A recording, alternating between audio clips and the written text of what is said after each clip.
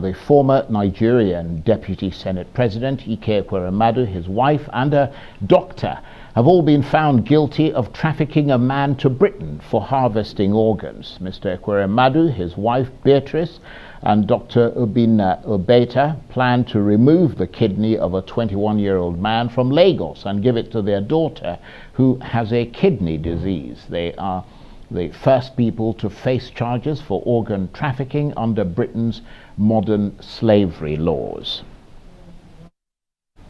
Well, Arise correspondent Lape Olarinoye has been monitoring this case, and she joins me now live from London. Good to see you, Lape. Tell us more about this case in which this very senior Nigerian politician, former Deputy Senate President Ike Ekweremadu, and his wife were at the heart of it.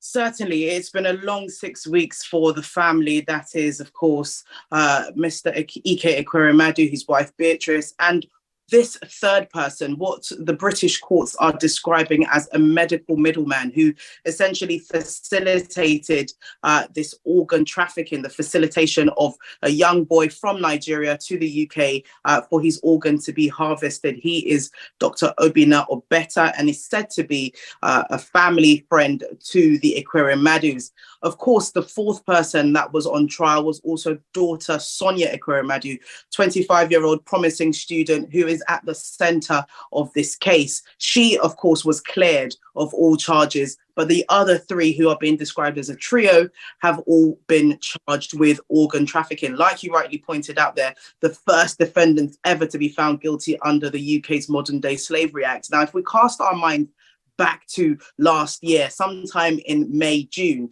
the former Deputy Senate President was accosted at London Heathrow, where he was accused of facilitating the movement of one person, this young man who can't be named for legal reasons, to the UK for his organ to be harvested for his dying daughter.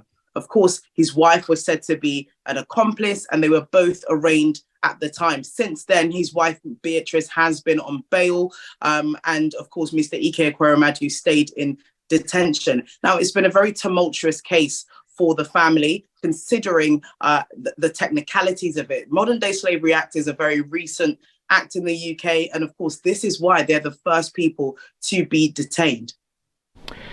Right, so they've now been found guilty. I mean, what kind of sentence are they likely to face in Britain? I mean, are they looking at jail time, for example? Well, for now, it's unclear what the sentence will look like, but based on legal kind of history and legal acts in the UK, anything to do with Modern Day Slavery Act or human trafficking per se can face anything up to 14 years imprisonment. So far, there are a lot of complications around this case, considering they aren't been found guilty of human trafficking. They've been found guilty of organ trafficking. And I've spoken to several lawyers who have told me that actually their case falls more into the Organ Tissue Act, which is where somebody's organ is, of course, harvested, which is what they've actually been found guilty for.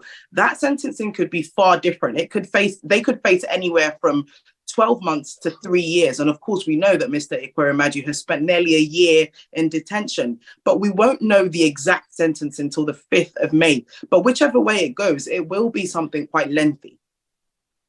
Yes, it certainly sounds like it. And do we know, Lape, what has happened to this victim, this potential donor? Is he back in Nigeria, or is he still in the UK? I mean, there have been reports suggesting he's in the care of a charity in Britain. It's a really interesting question you asked there, Charles, because when I was following this case right from the beginning last year, he initially we were told that he was under the age of 18. That's what he told the police officers that looked after him during this time. Later, the second hearing, we were told he was actually confirmed to be 21 years of age, and his name was circulating. We were allowed to name him. And of course, fast forward to now, he's now not being allowed to be named for legal medical reasons, which are unknown to most of us reporting this story. I suspect that it's to protect his identity, it's to protect him as a person and to give him some sort of safety. When we were reporting late last year, we were told that he was in the care of foster carers. Like you rightly said, it could be a charity, but so far he is under the care of the state, and therefore still is in the United Kingdom. I suspect he will be here to protect him, and there are reports that he has raised alarm over his safety if he was to return to Nigeria. Lape, thanks very much indeed, and thank you very much for bringing us that story. Lape Olarinoye is Arise correspondent, and she was talking to me there from